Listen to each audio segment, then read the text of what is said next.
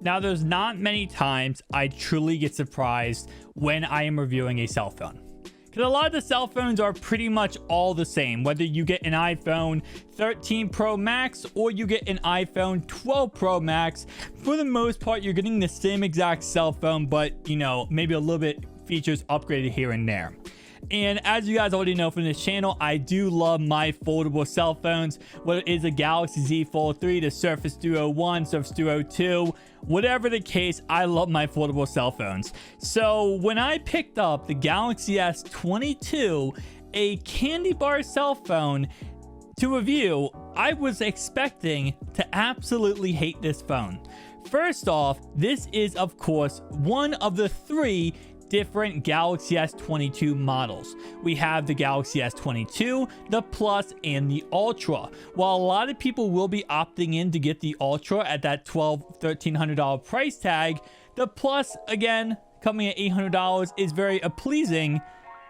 This phone might be one of my most favorite phones I've ever used, and the price tag is $700, which is very affordable compared to the other phones on the market today. And I'm going to tell you right now, this as my daily driver might continue because I can't put this phone down. The phone goes everywhere with me, and I couldn't think of my life honestly without it. All right, so let's talk about some specs from this phone. Starting off right away, the beautiful display we have on this phone is only 1080p, but it does offer 120 Hz HDR10 plus and 1300 nits of brightness. Of course, it is going to be rocking a 6.1 inch display, which a lot of people might be, you know, not happy about, especially of course when we have an iPhone 13 Pro Max, which does rock a 6.7 inch display. Now, of course, the Ultra model is where you're going to be receiving that huge display upgrade. But I'm going to tell you right now, if you guys have not used a 6.1 inch display, it's actually very nice and convenient, especially with my hands. As you guys can see, it fits perfectly in my hands and I have no issue at all. Of course, this front display will be going ahead and giving us a Gorilla Glass Victus, and of course the back of the phone is also going to be a Gorilla Glass Victus on the back too. So both front and back are glass. Maybe one of the most beautiful phones I've ever seen, just because of the fact it's glass front, glass back, and then of course the camera, which is raised a tad bit, but isn't really much of an issue. Now for the cameras, we do of course have a 50 megapixel f1.8 wide camera. We have a 10 megapixel telephoto and a 12 megapixel ultra wide, and of course the front is going to give us a 10 megapixel wide camera on the front. For video, this does shoot in 4K at 30 or 60 fps or 1080p at 30 fps. For the front camera, for the back cameras, it does shoot 8K at 24 fps. So yes, an 8K camera, which of course, whenever, you know, they have to put that in the box. Okay, it's a selling feature. 8K camera at 24 fps. 4K at 30 or 60, 1080p at 30, 60 or 240, and then 720p at 960 frames per second. Okay, so if you're thinking about that, that is actually a thing.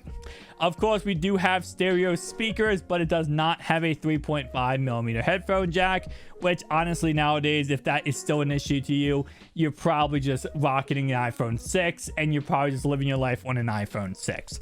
Really cool thing about this, of course, it does have NFC, but it also does have a fingerprint reader, which is under display.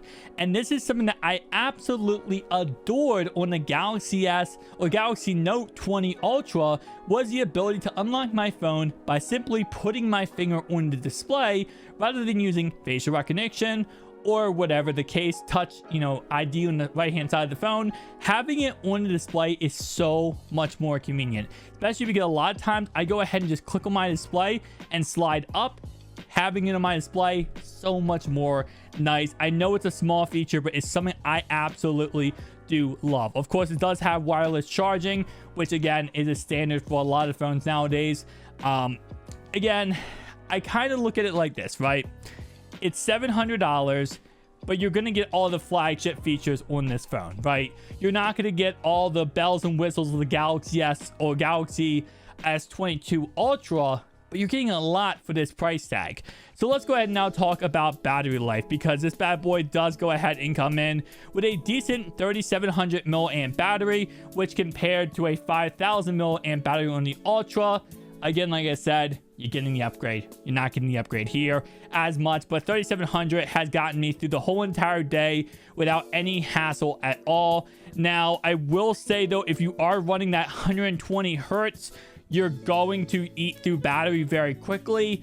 I would suggest turning it down, especially if you are just watching media, because I've said this a million times in all my videos. If you are watching media or playing games, 120 hertz is not going to be helping you in any way other than eating your battery. The reason why is because all media and games at this moment in time are running at 60 hertz.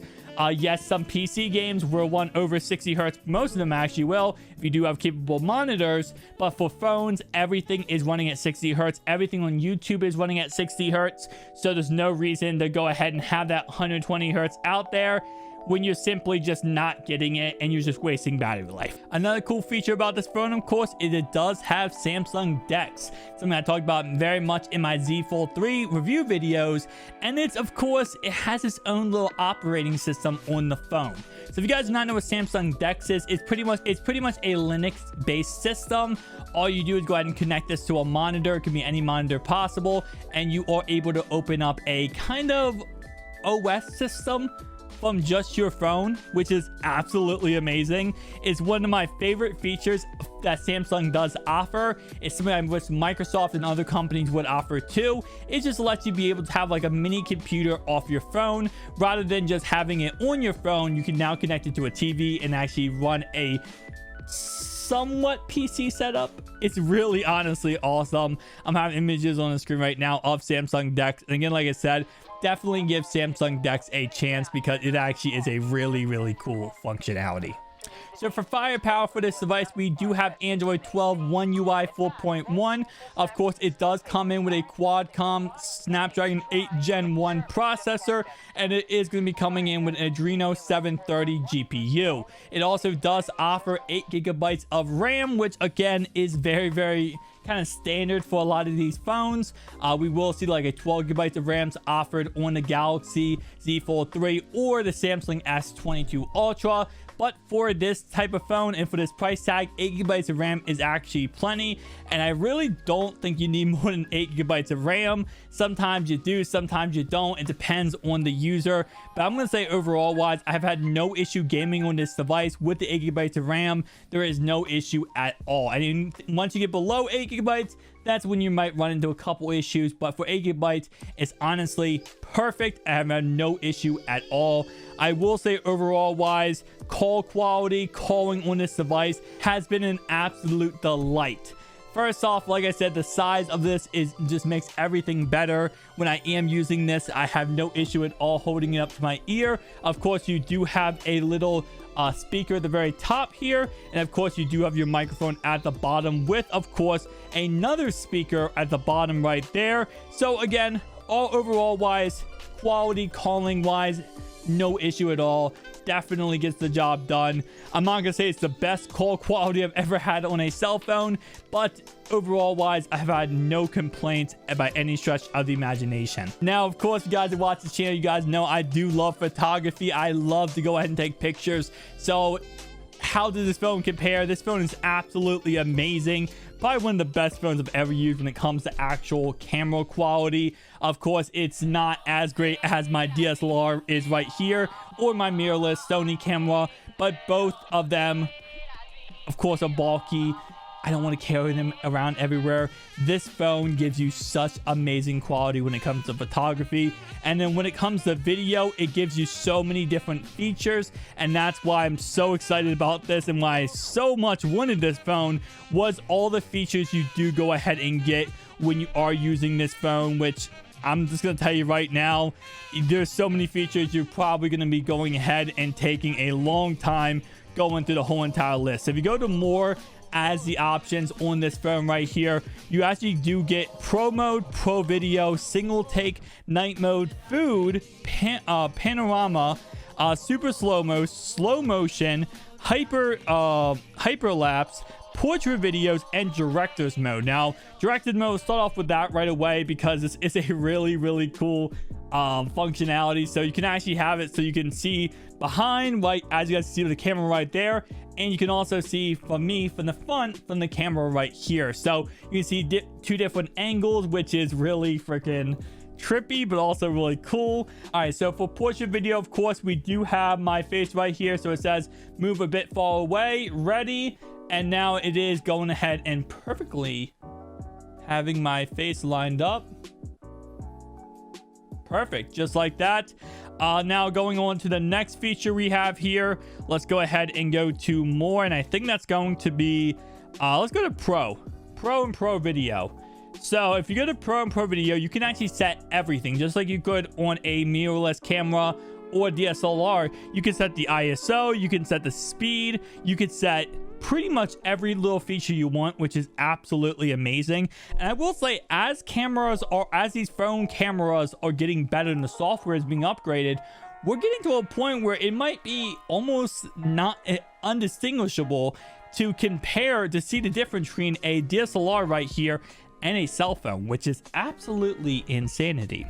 Now, I will say overall wise, for all this does offer, what would I give this phone out of 10?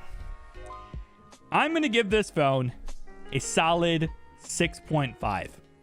Because yes, like I said before, I do love this phone. I absolutely do love this phone.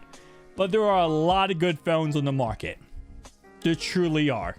So I'm going to give it a 6.5. You know what? No, I'm going to give it a 7. I'm going to give it a 7 because I do believe this phone has a lot to offer for that price tag. Of course, is it worth it to upgrade from this phone to the Galaxy S22 Ultra? That's a really good question, especially with the Galaxy S22 Ultra really having a lot of upgraded features compared to this phone. But me personally, I'm going to say if you are looking for a budgeted type phone, this is actually probably one of the best options right now in the market. But guys, tell me down below your thoughts and opinions. I will leave links down below if you want to pick up this phone. Not affiliate links. I'm not getting kicked back at all. Just to help you guys out to find out the cheapest price of this phone. Thank you guys for watching. I'll see you guys next one. Peace out.